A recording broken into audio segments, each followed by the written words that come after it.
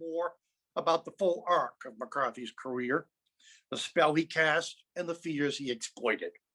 My role this evening is a bit like that of the stage manager in Thornton Wilder's Our Town, to set the scene, provide you with a map to the man and his times, and inquire how this backbencher, voted the worst senator by the Washington Press Corps before his career took off, could inspire such fervent loyalty that pollster George Gallup said of his followers, quote, even if it were known that McCarthy had killed 5 innocent children, they would probably go along with him. Joseph Raymond McCarthy was born in Grand Chute, close to Appleton, Wisconsin, in November 1908. He was the 5th of 7 children, sired by an Irish immigrant mother and a father of mixed Irish and German ancestry. Young Joe showed an impressive work ethic in the one-room schoolhouse he left at 14 and on his family's dairy farm for which he left it. He was highly competitive too, judging from the eagerness with which he absorbed his father's boxing lessons at the age of 12. No one would ever question Joe's pugnacity or his ambition. While still an adolescent, he started his own chicken business. Before long, he was selling eggs and broilers by the thousands. Not for the last time, however, early success gave way to too much too soon. Buying more birds than he could manage, in time he lost them all to an intestinal parasite. Joe being Joe, he mined his financial losses for political gain. As he later told the story, quote, I often think of the days I spent back on the farm. As a small boy, I had 3 brothers. My mother used to raise chickens to help pay the grocery bill and get her Christmas money. And one of the jobs I had with my 3 brothers was to go down to the swamps and dig out the skunks that used to come up and kill our baby chickens. And you learn early in life that you don't go skunk hunting with striped trousers, a silk handkerchief, and a top hat. You just can't do it. There it is in a single paragraph, the grit of the self-made man and the scorn for foppish elites, forerunner of the State Department's silver spoon boys, looking down their noses at the black Irish driver who swallowed his pride and went back to high school at the age of 20. There he compressed the work of 4 years into a single year. At Marquette University, McCarthy coached boxing and honed his poker playing skills to supplement the modest income earned dishwashing and pumping gas and selling flypaper door to door. Exchanging his original major of engineering for the law, this young man in a hurry completed his undergraduate and law studies in 5 years instead of the 7 customarily required. For McCarthy, the pace would never slacken. Within a year of hanging out his shingle, Joe was running for county district attorney as a Democrat. That's right, the scourge of New Deal Washington voted for Franklin Roosevelt 3 times. Running an uphill campaign, he misrepresented his opponent's employment record, claiming that he held a second job in violation of county ordinances. Though he lost, McCarthy did well enough to affirm his standing as a political natural. Equally important was the realization, in the words of historian Ted Morgan, quote, that the politics of personal attack worked. Having tasted of the forbidden fruit, McCarthy wasted no time applying his knowledge in a 1939 campaign against Circuit Judge Edgar Werner. This time he made an issue of Werner's age, exploiting the judge's own sleight of hand to say he was 73 when he was in fact 66. He ran newspaper ads accusing Werner of lying about his age, suggesting a notorious case backlog was linked to the judge's fading powers.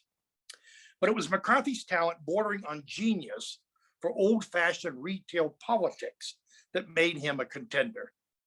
In a 39 Oldsmobile bought on credit, the candidate barnstormed the 3 counties that made up the 10th Judicial District. His memory for names was matched by his knack for establishing instant intimacy. The net effect is memorably described by McCarthy's most recent biographer, Larry Tye. When I first noticed him, Tye quotes a rural Wisconsin voter, He was outside petting my dog. By the time I got to the front door, he was handing my daughter a lollipop and then Indian wrestling with my boy. McCarthy never mentioned the approaching election, though he went out of his way to inquire about the farmer's ailing horse. Quote, he acted as if it was the saddest thing in the world that my mare was sick, and he promised he'd do all he could to help. Judge Werner never knew what hit him. On election day, he went under in the electoral tsunami generated by his 30-year-old dervish of an opponent. Like so much about McCarthy, his performance on the bench is hotly disputed to this day. By all accounts, he fulfilled his promise to reduce the backlog of cases that he inherited. Whether he cut corners to do so, that's the subject of the debate. About one thing, at least, there does seem to be consensus. McCarthy was genuinely moved by the plight of children caught up in divorce proceedings.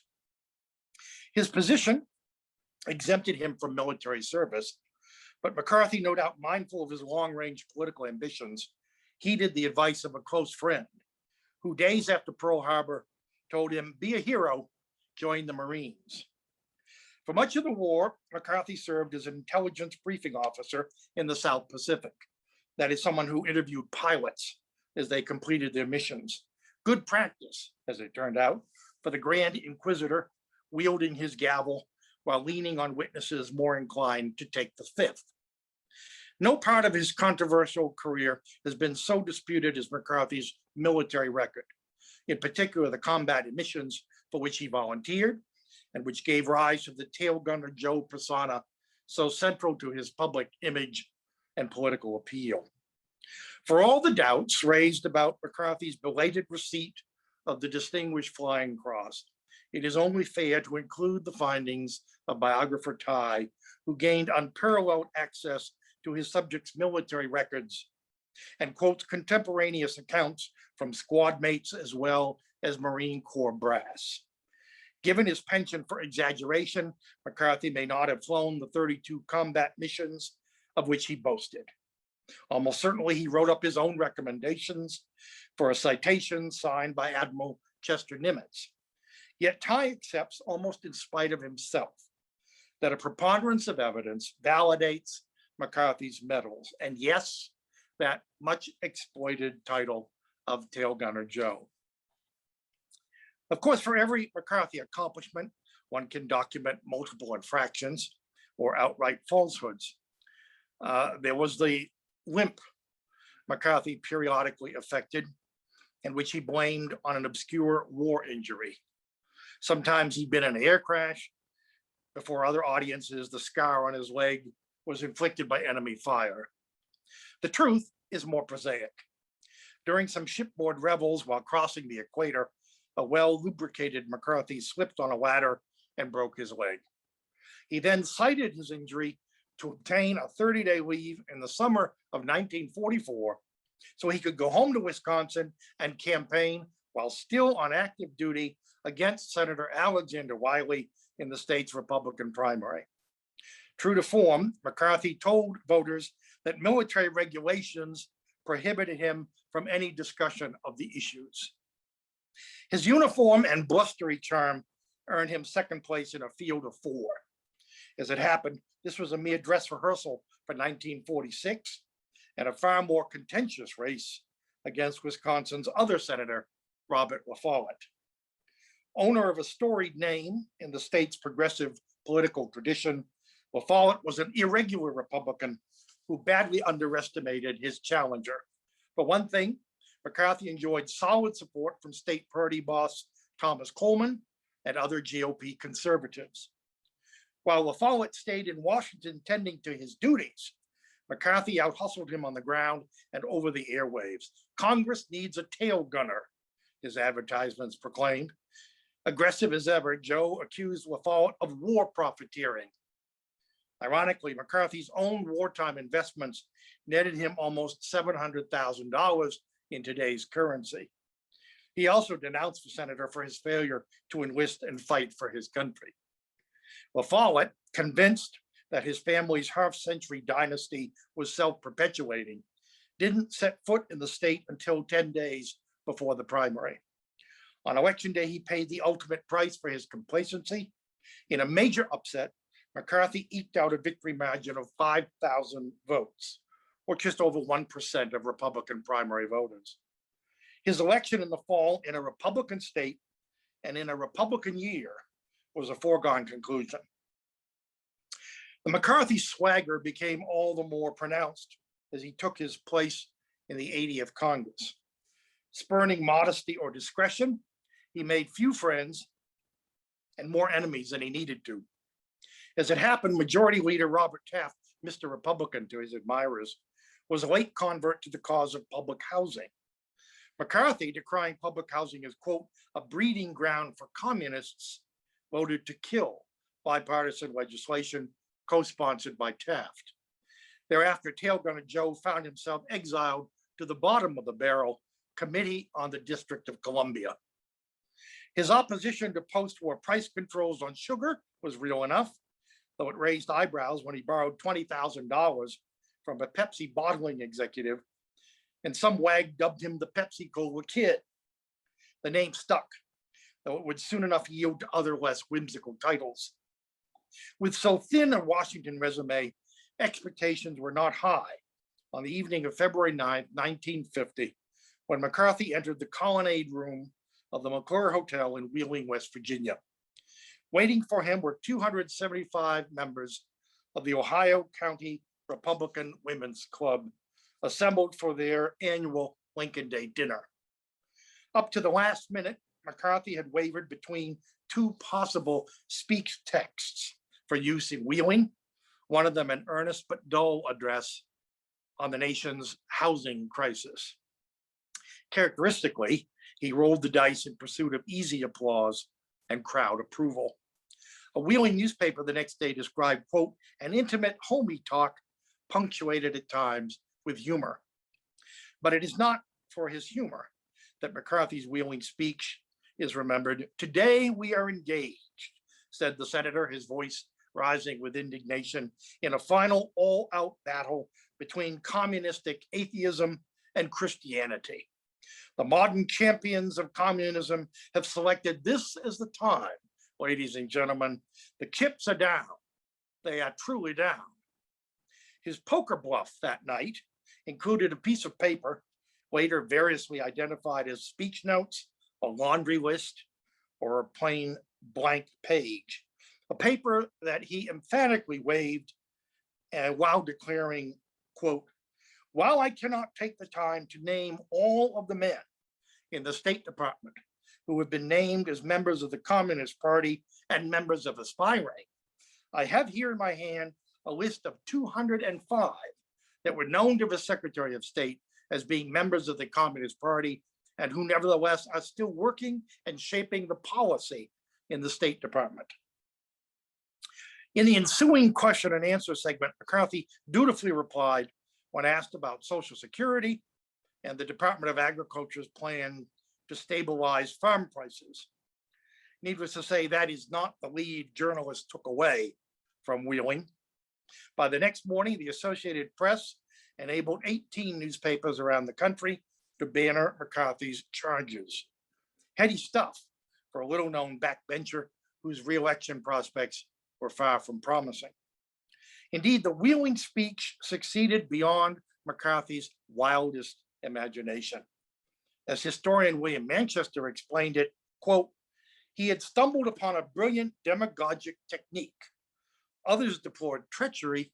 McCarthy would speak of traitors. It was that order of specificity, the lists of purported names, the shifting numbers, and the bumbling response of his critics in the White House and on Capitol Hill that lent credibility to McCarthy as he became the latest drum major in the strutting parade of opportunists who throughout American history have exploited our fears and prejudices to gain power while putting themselves center stage. In the 19th century, anti-Catholic nativists formed the Know Nothing Party to shield white Anglo-Saxon Protestant America from foreign, mostly Irish, contamination.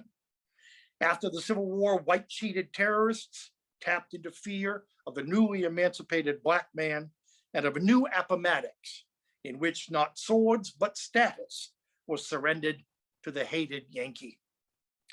After 1917, the fear of communism, grounded in the Russian Revolution, prompted a string of raids conducted by Attorney General A. Mitchell Palmer, whose religious scruples had caused him to reject Woodrow Wilson's invitation to become his Secretary of War. Apparently, laying siege to constitutional liberties was a different kind of battle. Likewise, imprisoning or deporting those found lacking in government-branded patriotism. In Depression-era America, the communist virus spread as fast on college campuses as in furtive urban cells whose code-name members were as one in their contempt for Wall Street and the mess it had made of things, and their anger at Washington's ineffectual response to 25% unemployment. The Marxist critique, needless to say, was not limited to polyglot Manhattan or Washington's bureaucratic honeycombs. As mentioned, I'm working on a biography, which I think will be a surprising look at Gerald Ford. Gerald Ford was in his senior year in high school here in Grand Rapids in 1931, when local communist sympathizers chose the first day of May of that year to shake their fists at the local capitalist power structure.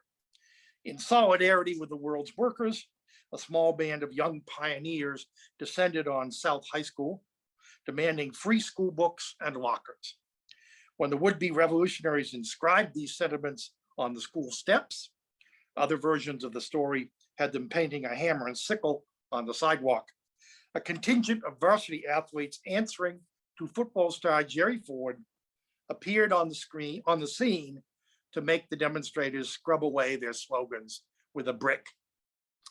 By the way, having captained the forces of order that May Day, the class yearbook prophesied a bright future for Ford as a policeman. Later in the 1930s, there was Father Charles Coughlin, the famed radio priest who reached as many as 30 million weekly listeners before his isolationist, conspiratorial, and increasingly anti-Semitic rants finally drove the church hierarchy to silence him.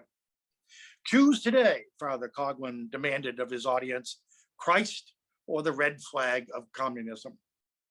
With a similar urgency, the Special Committee to Investigate Un-American Activities, forerunner of the House Committee on Un-American Activities, or HUAC, under the chairmanship of Texas Martin Dies Jr., targeted New Deal programs like the Federal Theater, labor organizers, and Hollywood figures whose celebrity might rub off on their accusers.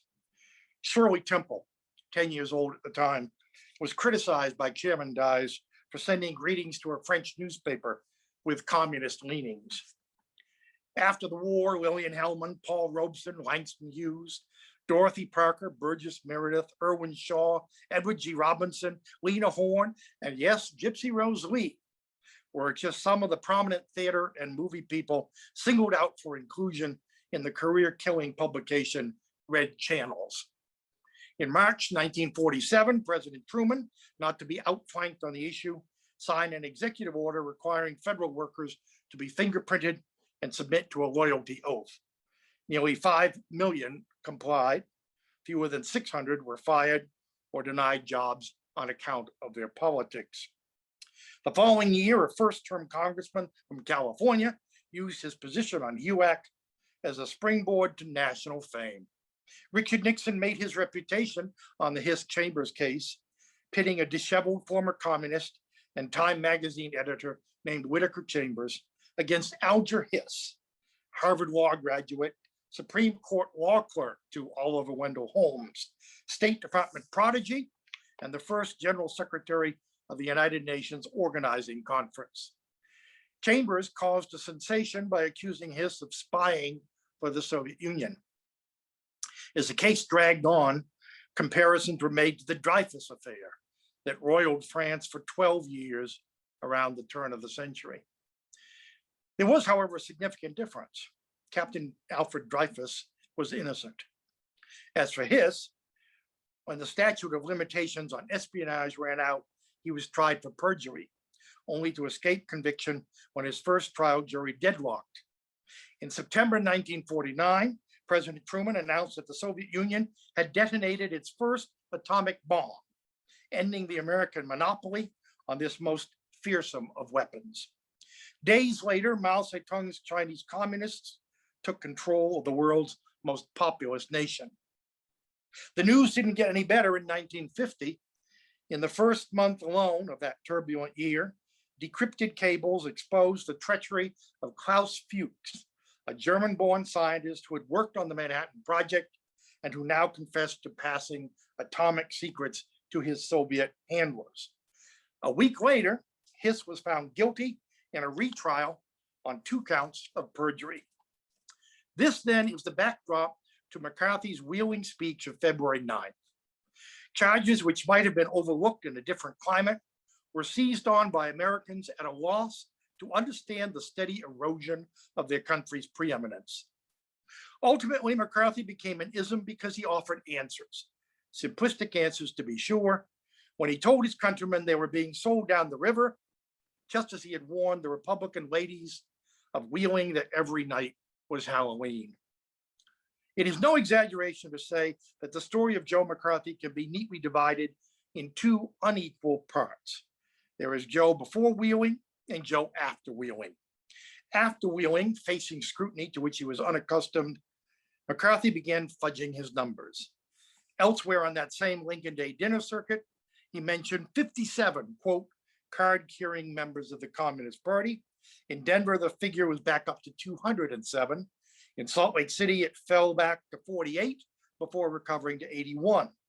In any event, the numbers mattered less to McCarthy than the headlines he was able to generate. Headlines that gave him the power to browbeat witnesses, intimidate fellow lawmakers, and generate still more attention and, yes, more headlines. For almost 6 years, the cycle played out, and the nation was held in the grip of the phenomenon Washington Post cartoonist Herb Block christened McCarthyism. Its namesake, unsurprisingly, wore the term as a badge of honor. McCarthyism, boasted the senator, was simply, quote, Americanism with its sleeves rolled up. Among his Senate colleagues, few were willing to criticize him.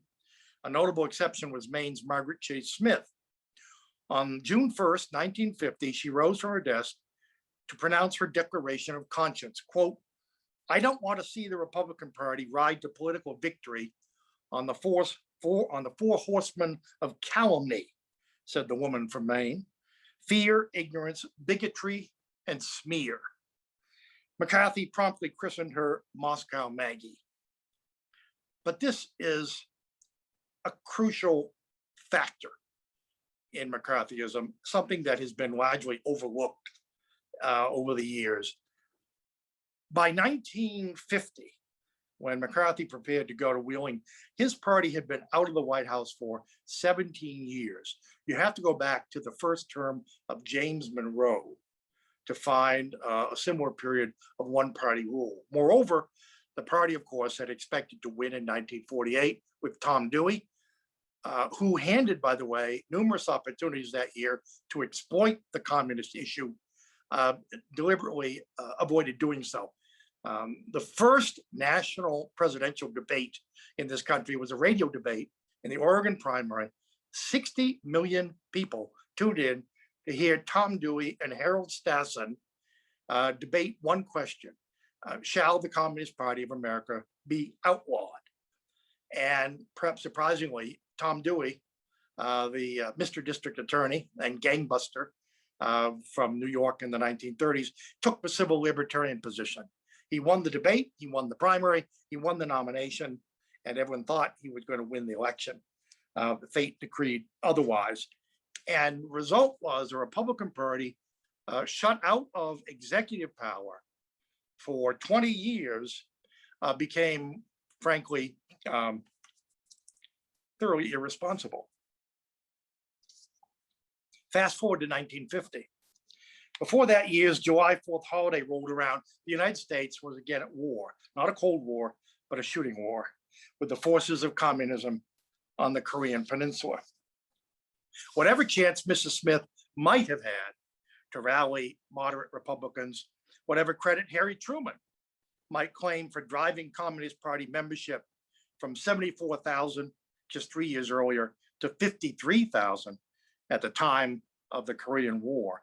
Whatever might forestall McCarthy's crusade before it got off the ground, all this was crushed under North Korean tanks.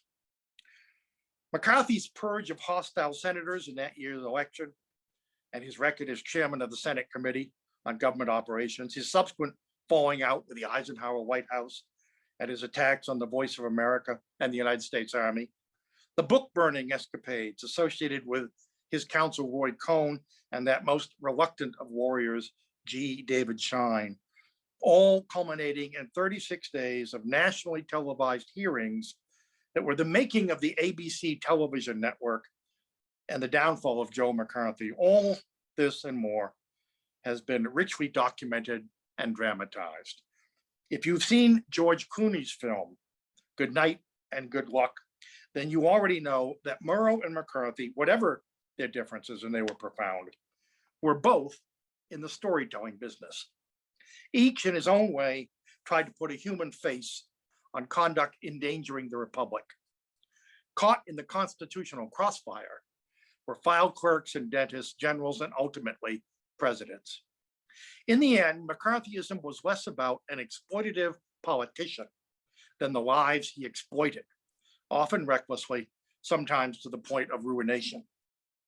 And that is where I'd like to conclude this evening, with the story of a couple, long dead, who hosted a weekly salon in their modest North Philly apartment.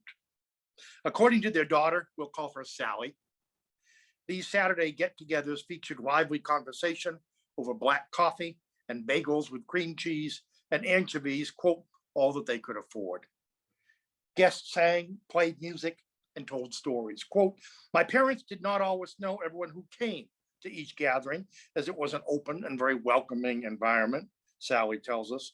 People brought their different acquaintances, guests inviting guests. Her father, a graduate of Franklin Roosevelt's Civilian Conservation Corps, was a gifted photographer and sometime labor organizer. He had a mustache and smoked a pipe and looked a little bit like Groucho Marx. He also happened to be Jewish. His wife, self-taught, loved books and poetry. She wore sandals and her hair was long and braided. Quote, they had already moved out of that North Philadelphia home and lived in another neighborhood when the false accusation was made, writes Sally. My parents never found out who the accuser was, although my mother had some intuition. My parents found a very good lawyer who took their case pro bono. I remember hearing my parents' name on the radio and a brief description of the accusation. I remember asking my parents if the children at school would play with me. It soon became obvious that Sally's parents were being tailed by investigators who made a point of interviewing their co-workers. Sally's mother learned from people at her workplace that inquiries had been made. Specifically, it was asked, had she ever talked about attending any, quote, meeting? Well, yes, came the reply, if you count meetings of her daughter's brownie group. The questions didn't end there. Her mother's employer was asked about Sally's home, any artwork her parents displayed, or books they kept on their shelves. In time, and with the help of some, quote, very good people who served as character witnesses at their trial, both of Sally's parents were cleared of all charges. Yet they bore the scars of the experience for the rest of their lives. They became careful about whom they invited into their home. They kept their freedom at the cost of their trust. This is the McCarthy legacy. Official suspicions breeding unofficial ones. Institutions tested, reputations soiled, careers cut short. The tables were turned in December 1955 when 67 of his senatorial colleagues voted to censure McCarthy. Overnight, he became a pariah, shunned in elevators and in the Senate dining room. There were no more invitations to Lincoln Day dinners. In the cruelest cut of all, the decade's prime newsmaker was ignored by the columnist and cameraman who had once clamored for even a few minutes of his time. At the start of May 1957, Joe McCarthy was dying by inches at the Bethesda Naval Hospital, hallucinating in an oxygen tank about returning to work, resuming his investigations, getting a drink. Packed in ice when his temperature reached 106 degrees, McCarthy died early on the evening of May 2nd. 4 months later, Wisconsin voters elected Democrat William Proxmire to take his place, the same Proxmire who had said of McCarthy that he was, quote, a disgrace to Wisconsin, to the Senate, and to America. Case closed, or was it? Writing last December in the Washington Post, historian Beverly Gage, currently working on a biography of J. Edgar Hoover, reminds us of some uncomfortable truths. That even as he was being ostracized by his Senate colleagues, McCarthy retained the support of a third or more of the American people. Dare I call it his base? And while what passed for the mainstream media of the day was celebrating Ed Murrow and See It Now, William F. Buckley was co-authoring McCarthy and His Enemies and founding National Review. In 1958, Candyman Robert Welch established the John Birch Society to promote his view of the, quote, conspiracy so immense that it now included Dwight Eisenhower, McCarthy's old nemesis, as a willing agent of Soviet communism. Then, as later, it was easy to dismiss such cranks as the lunatic fringe. But that was a time when 3 networks, television networks, served as cultural and political gatekeepers.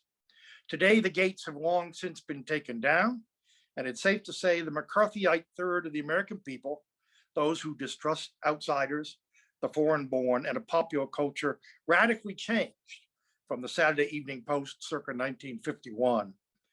Those Americans are every bit as numerous, strident, and resistant to our shrinking, endangered globe as their McCarthyite forebears. In short, while Joe McCarthy set out to scare us in Wheeling, he may have succeeded in ways he never dreamed of. This is one ghost of which we might well conclude, be afraid, be very afraid. Thank you very much.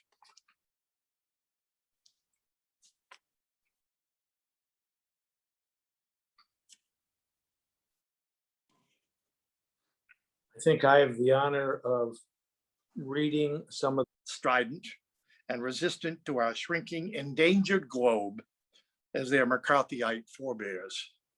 In short, while Joe McCarthy set out to scare us in Wheeling, he may have succeeded in ways he never dreamed of. This is one ghost of which we might well conclude, be afraid, be very afraid. Thank you very much.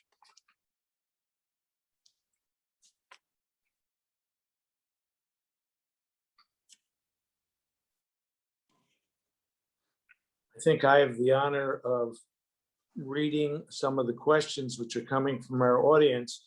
Before I do, may I ask a question? And that is, would you speak briefly about McCarthy's relationship to Dwight D. Eisenhower in this context? We often hear about the hidden hand by which Eisenhower worked. On the other hand, a very long period of time elapsed after McCarthy besmirched General Marshall, who was clearly not a communist and who was extremely important in Eisenhower's own career and advancement. Please talk about it in general. Thank you. Well, of course, you're referring to the famous speech in Wisconsin, whistle-top speech that Ike gave in 1952, a year when not only was he running for the presidency, but Joe McCarthy was up for re-election. And in his speech text, which the press received, there was a, most would say, well-deserved compliment to General Marshall, who Winston Churchill called the organizer of victory. Harry Truman said he was the greatest of the greats. And Ike owed his career to George Marshall, and to his, I think, lifelong regret, for whatever reason, he allowed himself to be talked into dropping that particular paragraph or two in his speech, for which, of course, He took considerable heat at the time and has taken a good deal historically. The larger question that you ask about the hidden hand and what seemed like a prolonged period in which Eisenhower certainly soft-pedaled any opposition to McCarthy. This is a classic instance. When Ike left office in January 1961, he was no favorite of the academic historians. He ranked 22nd in the first poll. He was ranked behind Chester Arthur. And one major reason was because they saw a failure of courage. What happened to the great general who won World War II regarding McCarthy, not only in 52, but in a larger sense. Fact of the matter is, you have to back up and ask yourself, Harry Truman, from day one, combative as was his wont, in effect allowed McCarthy to get his goat. Harry Truman, quite understandably, did not hesitate to call out McCarthy explicitly for what Truman regarded as mistruths. He would come up with a stronger word about his administration's record on communism. Eisenhower prided himself on his self-discipline, his ability to hold back, to not, in effect, respond in kind, even though the facts were on his side, even though it might be in the short term politically popular. His view was, as he famously said, I'm not going to get into a blank match with that skunk. It's interesting. We mentioned President Ford. Ford, of course, was in Congress at this point. He was a member of the House. He had very little contact with McCarthy, didn't think much of him. And later on voiced some regret that he himself had not been more outspoken at the time. But he thought Eisenhower took the right avenue, even if it meant in the short term, Eisenhower paid something of a price, certainly paid a price with the academic historians. It took years for us to begin to piece together the documentary record and discover that, in fact, there was something called the hidden hand behind the scenes where he could not be identified as McCarthy's nemesis. Eisenhower was pulling strings.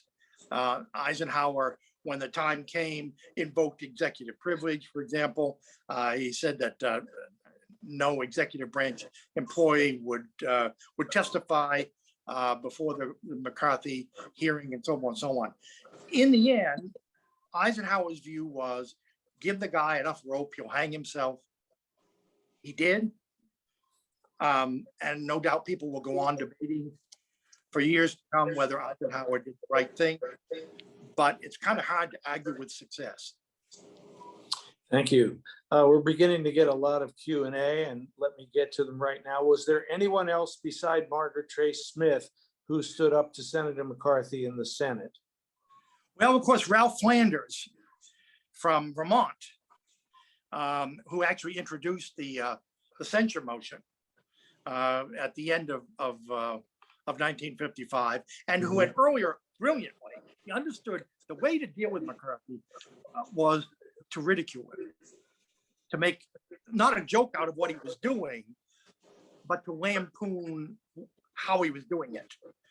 And Flanders got up on the floor of the Senate just before anyone else and gave a speech, which is really kind of a master class in political ridicule. And he knew his target well. Joe was a classic bully. You know, he could dish it out, but he couldn't take it. Had a very thin skin. And he particularly, because I think of some of those factors I talked about earlier, he had a very keen sort of class consciousness. He resented the Northeast. He resented the establishment. And Flanders knew exactly what buttons to push. In any event, there were also, when Mrs. Smith introduced her Declaration of Conscience, there were 5 other members of the Senate who went along with her. But that's 6 senators out of, at that point, 96.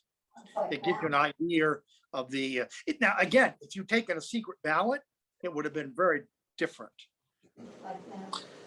Could you talk a little bit about how McCarthy and Roy Cohen formed their relationship? You know, I'm not sure. I think there are other people who probably could speak to that much more knowledgeably. It's interesting that Roy Cohen, I suppose you could say, dined out for the rest of his life on the notoriety that he earned as McCarthy's chief counsel. It's interesting that Cohen and Robert Kennedy despised each other, which, you know, I think says a lot for Bobby's judgment. Of course, if his judgment was all that good, you wonder why he went to work for McCarthy in the first place. And the fact that he went to his funeral tells you something about the loyalty that he felt right up until the end. Cohen was an explosive waiting to go off. Roy Cohen, who we now know, although he denied it to the end of his life, was gay, and he had this assistant, and the relationship has never really been explored, named G. David Shine, who was from a hotel owning family. It's all, even to this day, a somewhat cloudy relationship, but it's fair to say that Roy Cohen was to some degree besotted with G. David Shine, and in ways that I think the strangest twist in this whole story, leading up to the Army McCarthy hearings, Joe McCarthy took on the United States Army. I mean, talk about overreaching. You know, a few years after World War II, right after the Korean War, and at the heart of it, truth be told, was the fact that the Army refused to give Private G. David Shine the treatment that he and that Roy Cohen thought he deserved. It's a bizarre part of the story, and I wish I knew more. Here's a question. Is there a case that the Me Too movement or its excesses or uncorroborated charges pose some of the same dangers as McCarthyism? You know, that's a speaking of explosives waiting to go off. Look, anytime you have, it seems to me, a rapidly developing cause, whatever the source, and let's just for the moment ascribe whatever it might be to admirable motives. Is it possible that it can go off the rails? Is it possible that people can be accused who are in fact innocent? Of course it is. And the trick, and it seems to me one of the great lessons that we should all be able to agree on, whatever else we think about McCarthy or this period, is if you're going to do investigations, if you're going to pursue, quote, wrongdoing, if you're going to go after threats, however defined, you have a particular obligation to do it in a way that is legal, that is mindful not only of constitutional requirements, but of basically of human decency. Here's an attendee who brings us up to date and asks you, what vestiges, if any, of McCarthyism do you see in today's times? Well, I think, as I indicated in my remarks, there is, and there has long before McCarthy, and I think certainly since McCarthy, there is undoubtedly a significant strain of what I would call nativist thought. America first, if you want to call it that, in the classic historical sense. I'm referring to the pre-World War II, quote, anti-war organization, which, by the way, Gerald Ford, as a young man, briefly belonged to. An element of nativist thought that can become frankly rancid, that can incorporate elements of, for example, anti-Semitism, in an earlier day, anti-Catholicism. I mean, the very nature of nativism is that if you don't fit the homegrown bill as defined by the nativists, then somehow you're not an authentic American. That is something that has always been with us,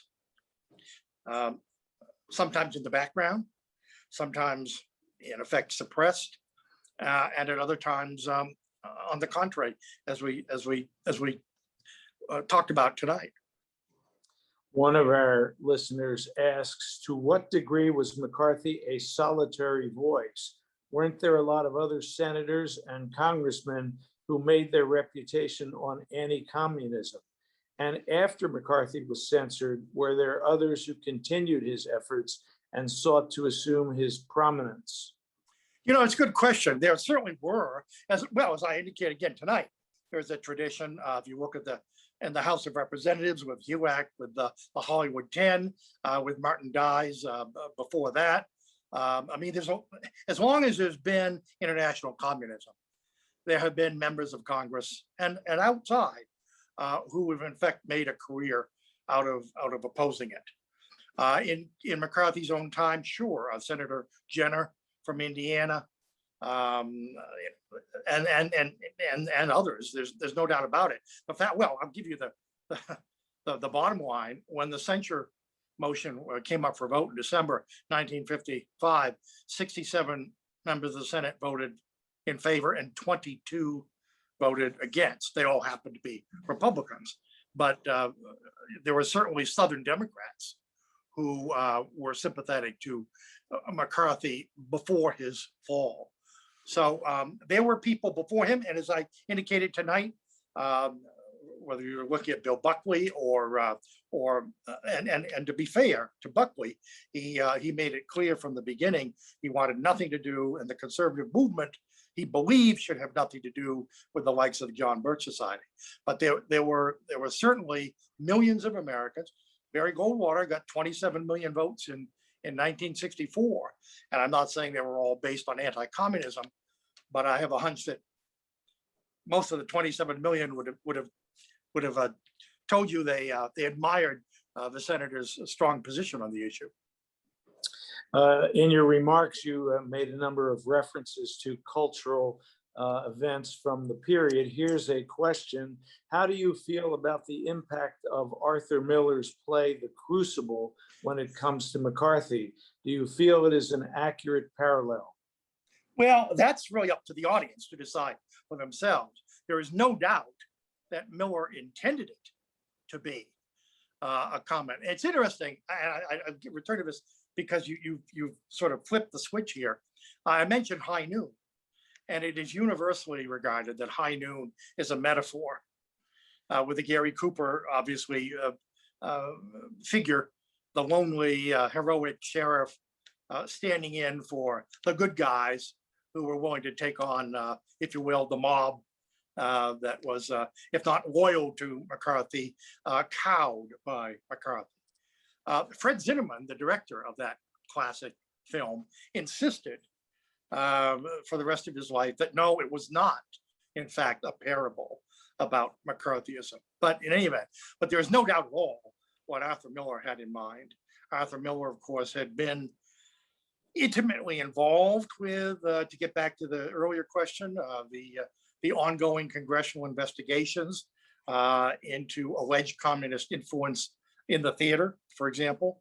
He had his famous falling out with Elia Kazan, the great Broadway and Hollywood director, who, among other things, directed On the Waterfront and A Streetcar Named Desire.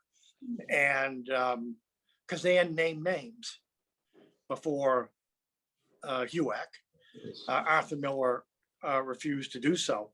And I think that experience was a crucible for him.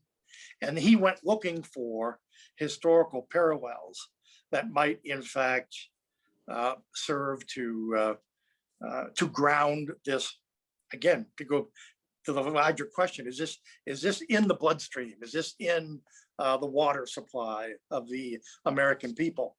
Clearly Miller thought it was, and he was able, to his own satisfaction, I think the critics would agree, to draw a line from 1692 Salem to 1951 in Wheeling, West Virginia.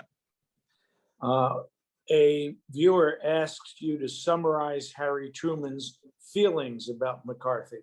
Well, they probably could summarize in 1 or 2 words, which I think the viewer could probably imagine for himself. Needless to say, but it's interesting because what I think really infuriated Truman was less anything that McCarthy said about him or his administration. That's politics. What I think Truman found beyond the pale was some things he said about General Marshall, who Truman regarded as the greatest patriot and certainly the largest figure to come out of World War II. He had unbounded admiration for him. And by and large, history has been, what shall we say, a lot kinder to George Marshall than it is to Joe McCarthy. You're asked to comment on Richard Nixon's first campaign for Congress, where he ousted the Pink Lady. Well, actually, that's the Senate race in 1950. He's running against Helen Gahagan Douglas. But 4 years earlier than that, his first race for Congress, he ran against an incumbent named Jerry Voorhees, a New Deal Democrat, who there's no doubt about it. There's no shortage of ammunition for Nixon critics in terms of some of the charges that he tossed around in the 1946 campaign. At the same time, it is also true that 1946 was a Republican year. The Republicans had been out of Congress for 16 years. Imagine in our time, one party rule for 16 years. Imagine the built up emotions, frustrations, ambitions that would entail. And in 1946, the roof fell in on Harry Truman. The Republican slogan that year was "Had enough." And that's almost all you need to know. Had enough, took out dozens and dozens of Democrats. Jerry Voorhees happened to be caught in the undertow. And so again, while not minimizing Nixon's tactics or misrepresentation of Jerry Voorhees' voting record, I think it's safe to say that those were not the determining factors in Nixon's election in 46. This viewer asks you to identify the factors that explain the public's response to the investigations carried on by McCarthy. Well, I think all you have to do is take a look at the public opinion poll. Public opinion polling was pretty developed at that point. And on the eve of the Army-McCarthy hearing, McCarthy had a 50% approval rating, which for a member of Congress, then or now, is pretty high. I mean, most members of Congress don't enjoy that kind of visibility. And remember, this is really before television existed to have the capacity to create a national reputation overnight. It was ironically Richard Nixon's use of TV and the Checkers speech in 1952 that probably did as much as anything to demonstrate the potential use, and some would say abuse, of this new medium in terms of shaping public opinion. McCarthy had a 50% approval rating, 34% negative. Those numbers were basically flipped by the end of the hearings.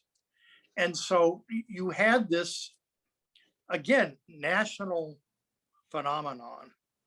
I mean, there are people alive today, obviously, who talk about it.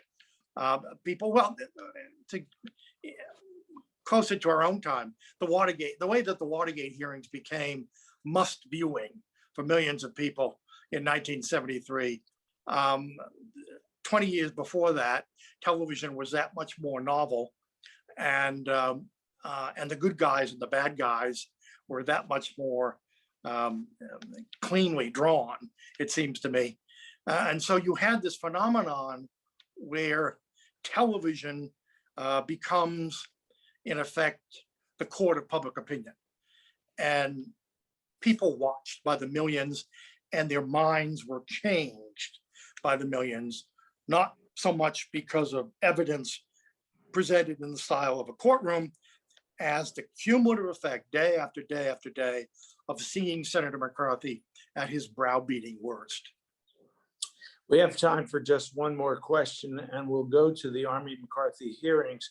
What do you think McCarthy was thinking? What was in his mind in taking on the Army? And also, how did it come to be televised? Two crucial areas of judgment, both, I think, grounded in, by that point, a kind of runaway arrogance. I mean, the fact of the matter is, McCarthy had come out of nowhere. He had created almost overnight, single-handedly, this phenomenon in which he intimidated his fellow colleagues, arguably the White House. And it's probably not surprising that it went to his head. So he didn't think he was overreaching when he decided to go after the United States Army. Probably if he had consulted more widely, he might have had second thoughts, but I'm not sure. And by the same token, he thought television would be wonderful. Television would be the latest, greatest weapon at his command to spread the gospel of anti-communism and to demonstrate to millions of people who had never yet been exposed to him directly, had never heard his voice, except maybe over the radio. Basically, he saw it as an opportunity to make more converts and to extend his political empire. Well, few more profound misjudgments have ever been made in Washington. I know everyone will want to join me in thanking you for a tremendously interesting and lively evening and a great start to this series. I hope the folks that are on and watching tonight will come back to the other remaining series. And I want to say goodnight. And I, for one, am very much looking forward to your book, because if it's anything like your speech tonight, it will bring Gerald Ford to life in a very nice way. So thank you so very much for joining us. And thanks to our audience. Thank you, Murray. And again, to all the organizers, Dick Levinson and everyone at the Philadelphia Free Library. It's a fantastic institution, and I'm flattered to bits to be associated with it. Good night. Good night.